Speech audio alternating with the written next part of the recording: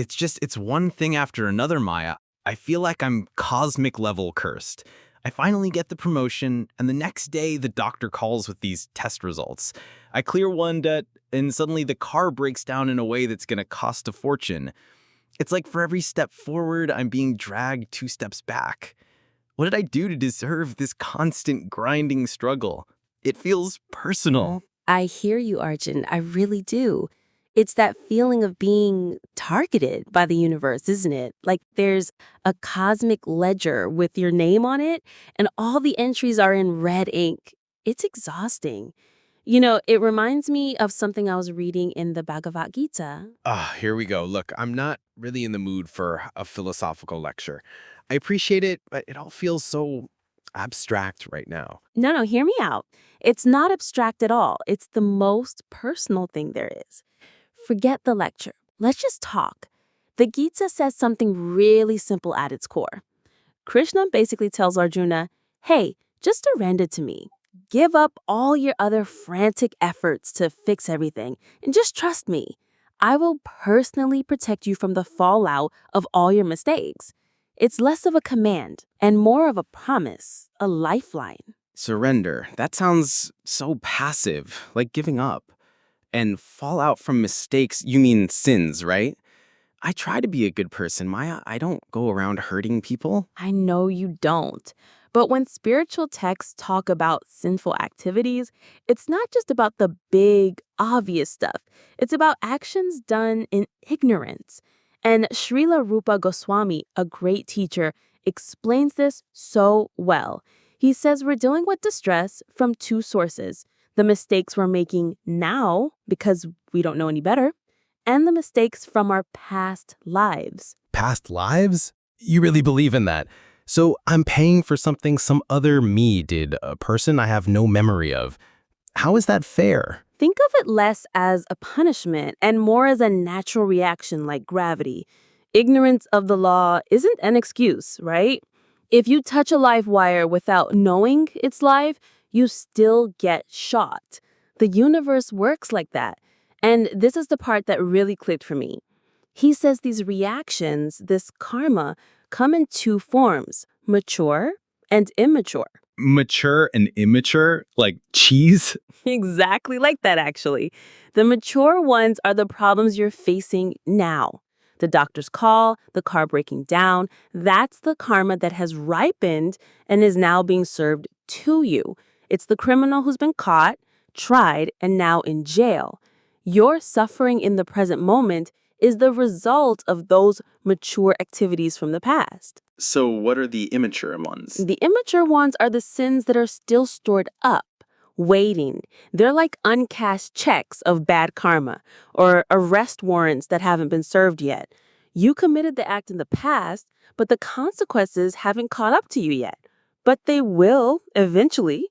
So we're in this crazy cycle, suffering now for past actions while simultaneously creating new suffering for the future because we're still acting out of that same ignorance. That's incredibly depressing. You're telling me I'm stuck in a chain gang of my own making, stretching back lifetimes, and I'm forging new chains for the future with every move I make.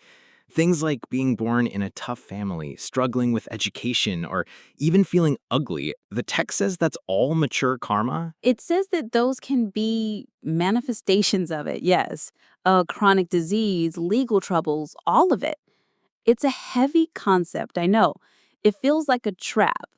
But what if I told you there's a way to break the entire chain instantly? Not just the part you're suffering now, but all the future suffering that's lined up and waiting for you. How? What can possibly be that powerful? This is where Krishna consciousness comes in. It's not about just being good. It's about reestablishing a loving connection with the source. There's this incredible verse in the Srimad Bhagavatam where Krishna tells his friend Uddhava, "My dear Uddhava, devotional service to me is just like a blazing fire that can burn into ashes an unlimited supply of fuel." A blazing fire. What does that mean in practical terms? It means that your karma, all of it, the mature stuff you're suffering now and the immature seeds waiting to sprout, is the fuel, an unlimited pile of it. Devotional service, this conscious effort to connect with God, is the fire. The fire doesn't care how much fuel you throw on it. A small log, a whole forest, it turns all of it to ash. It completely neutralizes everything. Remember Arjuna in the Gita? He thought fighting and killing his relatives was a terrible sin. Of course, that was his whole crisis. Exactly. But Krishna told him to fight, not for his own ambition, but as a service to him.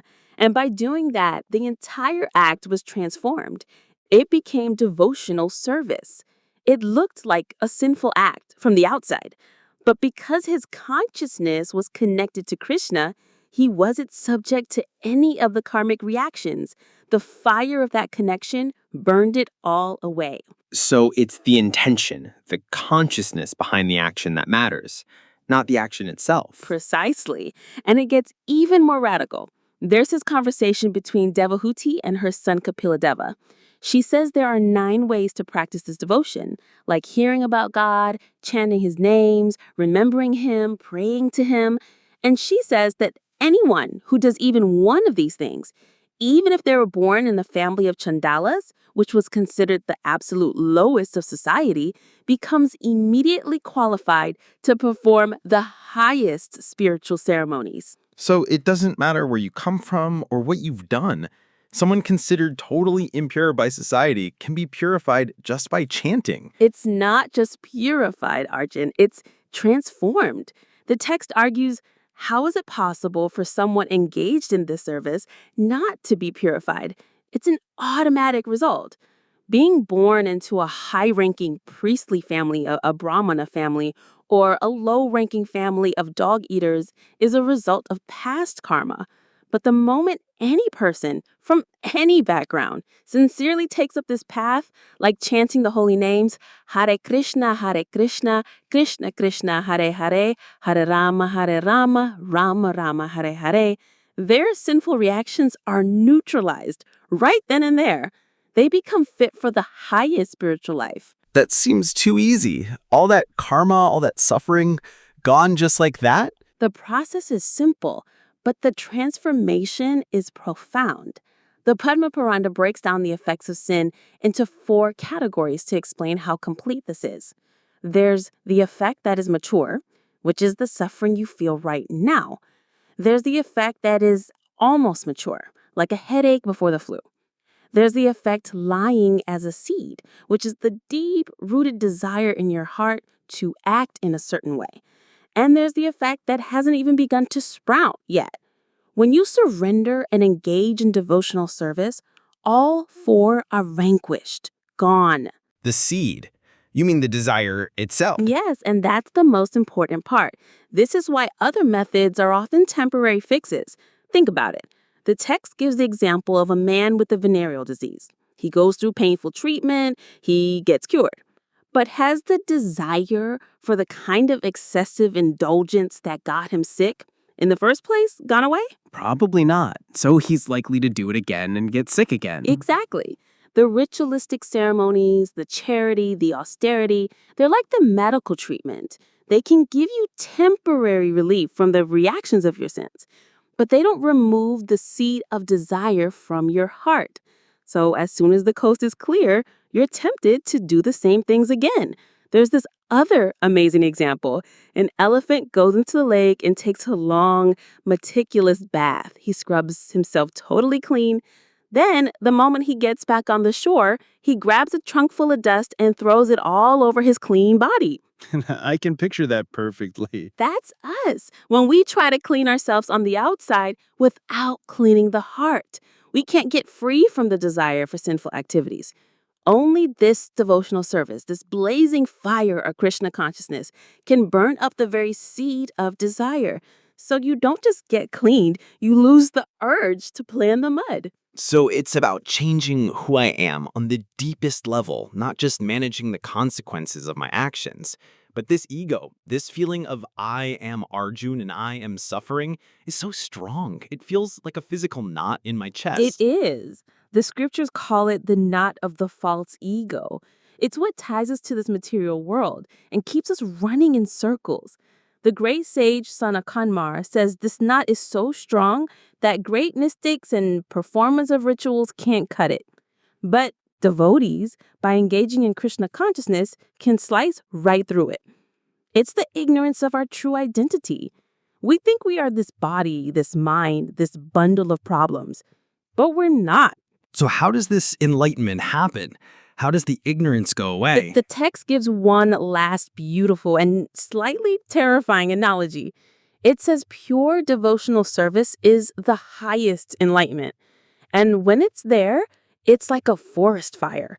Imagine a huge forest, and on the ground, hidden under the leaves, are thousands of snakes. Okay. When a forest fire starts, the deer and the rabbits, the four-legged animals, they can try to run. They have a chance. But what happens to the snakes? They just get burned. They have nowhere to go. Exactly. They are automatically killed. In this analogy, the snakes are our countless inauspicious desires, our ignorance, our false ego. We can't possibly hunt them down one by one. It's impossible. But the blazing fire of Krishna consciousness is so powerful, so all-encompassing that when it starts to burn in our hearts, all the hidden snakes of ignorance and desire are just gone. They're incinerated without any separate effort. So it's not about me fighting each individual problem, each snake. It's about starting a fire. Yes, that's it. You don't fight the darkness, you just bring in the light. You don't fight the cold, you just build a fire. You stop focusing on the endless list of problems and reactions, and you just focus on this one single powerful act of connection. The fire takes care of the rest: the past, the present, the future, the mature, the immature, and the very seed itself. All of it. A blazing fire. I think I could use a little bit of that fire right now. It sounds like hope, real hope. It is. It's the ultimate hope. It's the promise that you're not cursed. You're not eternally trapped. You're just a step away from a fire that can burn away everything that's weighing you down and reveal the real, brilliant, and eternally free person you actually are. Explore more reflections on love, surrender, and the divine. Watch the next video or subscribe for deeper journeys. Love is not the end. It's the way.